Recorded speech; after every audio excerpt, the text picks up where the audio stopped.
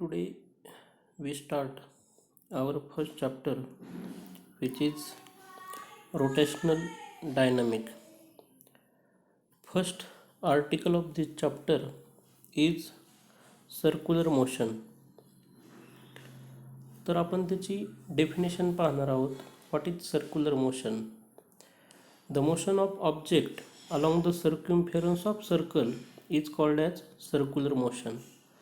म्हणजे एखादा ऑब्जेक्ट जर सर्कलच्या सर्क्युम्फरन्सवर म्हणजेच परिघावर फिरत असेल, जो फिक्स पाथमध्ये फिरतो कंटिन्यू त्याच पाथमध्ये, त्याला आपण सर्क्युलर मोशन म्हणतो.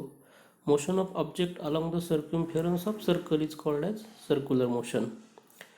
Example, motion of planet around the motion of planet around the sun. म्हणजे आपली अर्थ आणि इतर प्लॅनेट जे सन भोवती फिरतायत ती मोशनसुद्धा सर्क्युलर मोशन आहे. Motion of moon around the earth, आपल्या अर्थ भोवती मूनची जी मोशन आहे which is also circular motion. Third, motion of object tied at the end of string and whirled in circle. म्हणजे एखादी वस्तू घेतली, आपण दगड घेतला आणि तो जर दोरीला बांधला आणि दोरी जर सर्कलमध्ये फिरवली तर त्या वस्तूची जी मोशन घडून येईल ती सर्क्युलर असेल. आणि शेवट, motion of tip of minute hand, hour hand, second hand of clock. घड्याळामध्ये जे मिनिट काटा, तास काटा, सेकंड काटा जे आहेत त्याचं जे टोक आहे तर त्याची जी मोशन जी घडून येते ती सुद्धा सर्क्युलर असते. Next article is radius vector which is also called as position vector. काय डेफिनेशन आहे? Vector draw from centre of circle to position of particle is called as radius vector or position vector and represented by vector R. म्हणजे ज्यावेळेस एखादा particle सर्कलच्या सर्क्युम्फरन्सवर फिरत असतो त्यावेळेस त्याची पोझिशन दाखवण्यासाठी आपण रेडियस व्हेक्टर ड्रॉ करतो.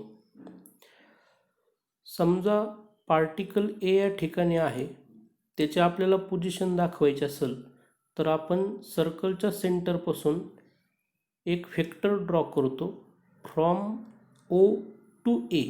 Therefore O A is radius vector which represent position of particle on circumference of circle. After time t, suppose particle is moved from A to B, then position of particle at point B is represented by radius vector OB. म्हणजे ओ ए असेल, ओ B असेल, these are radius vector और position vector represented by vector R. Length of radius vector is always equal to radius of circle. रेडियसची जी काय सर्कलची जी काय रेडियस असेल तिची लेंथ ही रेडियस व्हेक्टरच्या इक्वल असते. रेडियस व्हेक्टर का म्हणायचं तर तो रेडियसवर आहे, रेडियसच्याच इक्वल आहे. आणि पोझिशन व्हेक्टर का म्हणायचं तर जे तो पोझिशन दाखवतो पार्टिकलची on circumference of circle. Radius vector always draw from centre of circle to the position of particle. तर जसं पार्टिकल पोझिशन चेंज होईल तसं रेडियस व्हेक्टरची डायरेक्शनसुद्धा चेंज होते. पार्टिकल ए या ठिकाणी असेल तर O A is radius vector, particle B या ठिकाणी असेल तर O B is radius vector. समजा परत पार्टिकल सी या ठिकाणी गेला तर O C is radius vector. Now next article is angular displacement which is represented by theta और डेल्टा थीटा. काय डेफिनेशन आहे त्याची? Angle describe by two radius vector at the centre of circle is called as angular displacement. दोन radius व्हेक्टरच्या मध्ये सेंटरशी जो angle तयार झालेला असतो त्याला अँग्युलर डिस्प्लेसमेंट म्हणायचं. तर लिहिताना आपण काय इक्वेशन लिहितोय अँग्युलर डिस्प्लेसमेंटसाठी? Angular displacement is equal to arc length divided by radius of circle. Arc length म्हणजे काय? पोझिशन ए पासून पोझिशन बी पर्यंत जे काय सर्कम्फरन्सवर पार्टिकलने डिस्टन्स ट्रॅव्हल्स केले त्याला आपण आर्क लेंथ म्हणतो. आर्क लेंथ म्हणजेच distance travels by particle between two position. तर अँग्युलर डिस्प्लेसमेंट थिटाने दाखवतोय. Arc length is represented by S and radius is R. Therefore theta is equal to S upon R. when time interval is small then angular displacement is represented by delta theta. Therefore delta theta is equal to delta s upon r. This is equation for angular displacement. Now next article is angular velocity which is represented by omega. काय definition आहे त्याची? Time rate of change of angular displacement is called as angular velocity and represented by omega. जसं आपण पहिल्यापासून सांगतो velocity म्हणजे काय? Change in displacement upon time. तसंच इथं फक्त अँग्युलर शब्द वापरतोय. Change in angular displacement upon time is called as angular velocity. Therefore angular velocity is equal to angular displacement upon time. That is omega is equal to theta upon t. Omega is angular velocity, theta is angular displacement and t is time. Vector form मध्ये vector omega is equal to d theta upon dt vector. तसंच आपण अजून एक form लिहू शकतो. आपल्याला माहिती आहे t is equal to 2 upon omega आहे. ओमेगासाठी इक्वेशन लिहिलं तर 2 upon t येईल आणि 1 अपॉन टी म्हणजेच एन असतो फ्रिक्वेन्सी. म्हणजे फायनल इक्वेशन काय तयार झालं? Omega is equal to 2πn. म्हणजे omega is equal to theta upon T किंवा omega is equal to 2πn. हे दोन इक्वेशन आपल्याला अँग्युलर व्हॅलॉसिटीसाठी मिळतात. Angular velocity is vector quantity which is represented by vector omega and having S unit radian per second. Next article angular acceleration represented by alpha. काय definition आहे? Time rate of change of angular velocity is called as angular acceleration represented by alpha. जसं आपण ह्याच्या आधी बी बऱ्याच वेळा सांगितलं आहे, acceleration means change in velocity upon time. इथं फक्त अँग्युलर शब्द वापरतो आहे आपण. Change in angular velocity upon time is called as angular acceleration. तर इक्वेशन काय लिहिलं? Angular acceleration is equal to angular velocity upon time. Angular acceleration is represented by alpha, angular velocity is represented by omega and time is represented by T. Therefore we get equation alpha is equal to omega upon T. Vector फॉर्ममध्ये लिहिलं किंवा हेच equation आपण असंही लिहू शकतो.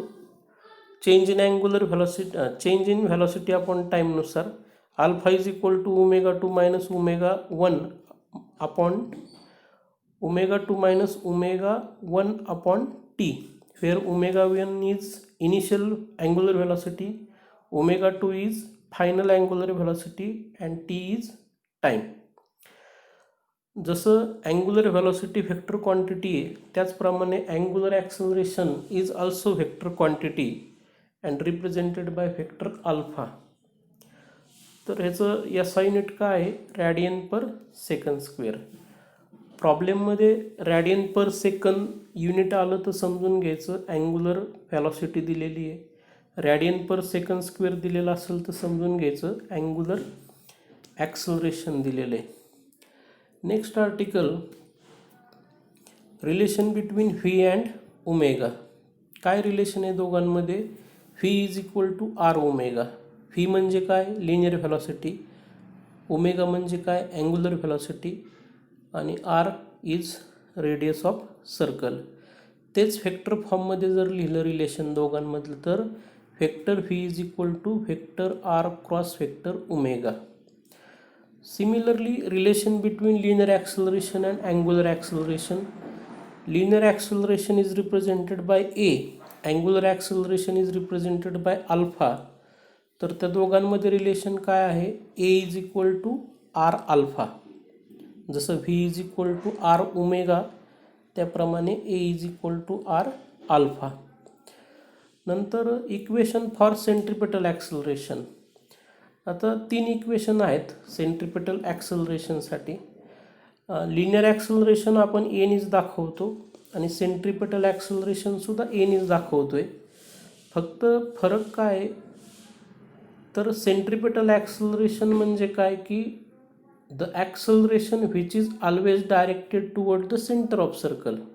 सेंटरच्या towards आहे सर्कलच्या, म्हणून त्याला आपण सेंट्रिपेटल ॲक्सलरेशन म्हणतो.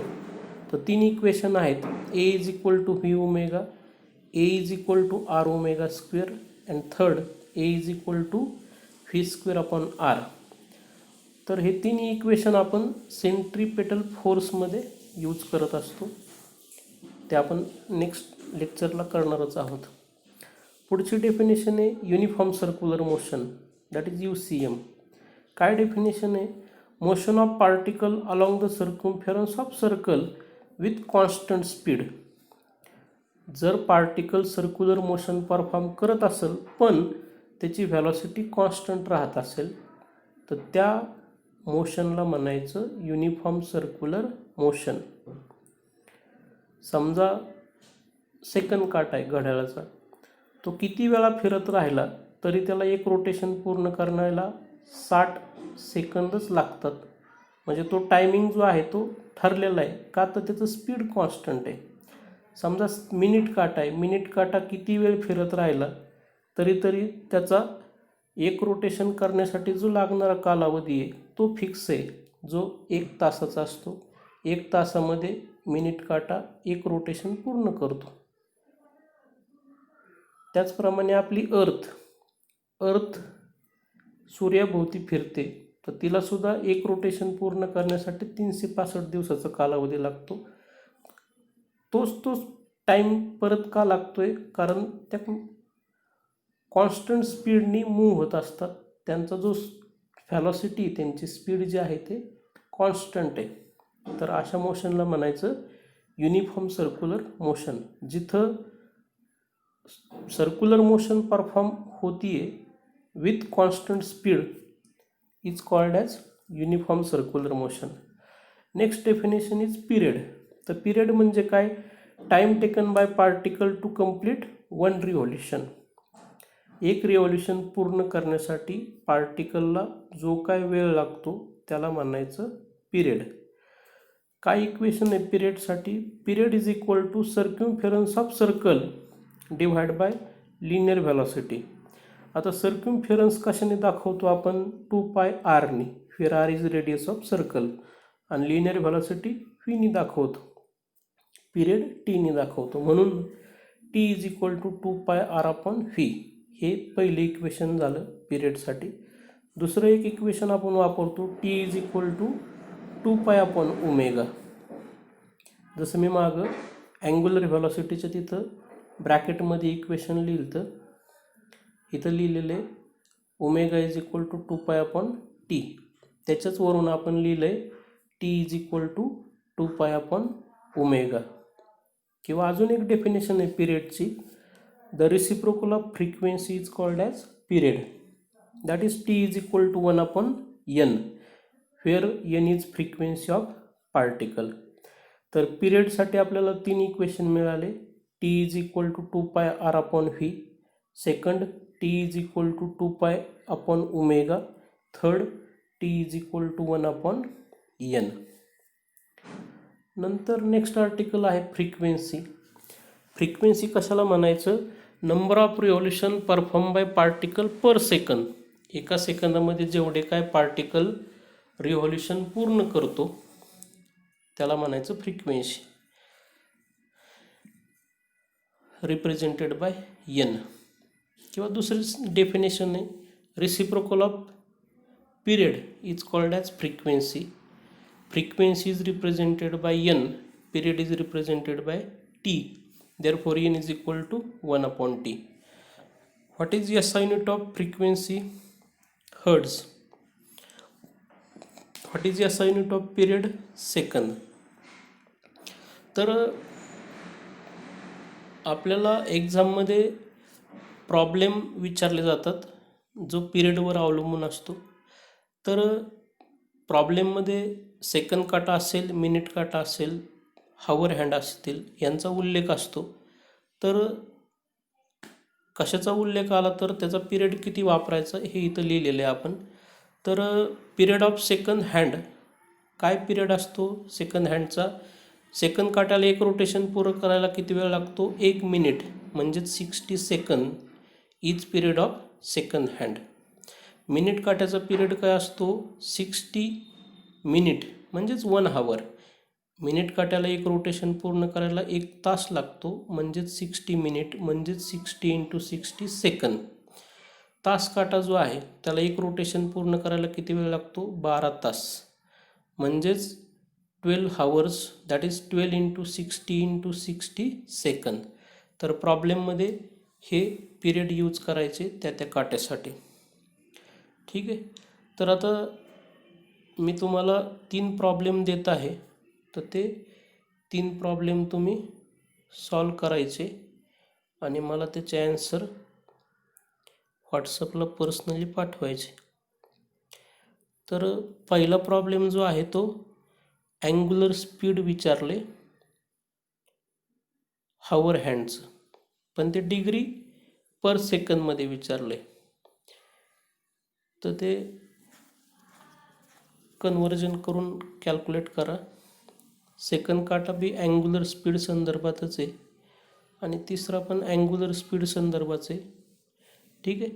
तर हे तिन्ही प्रॉब्लेम तुम्ही मला सोडवा आणि पर्सनली व्हॉट्सअपवर पाठवा त्याचे ॲन्सर.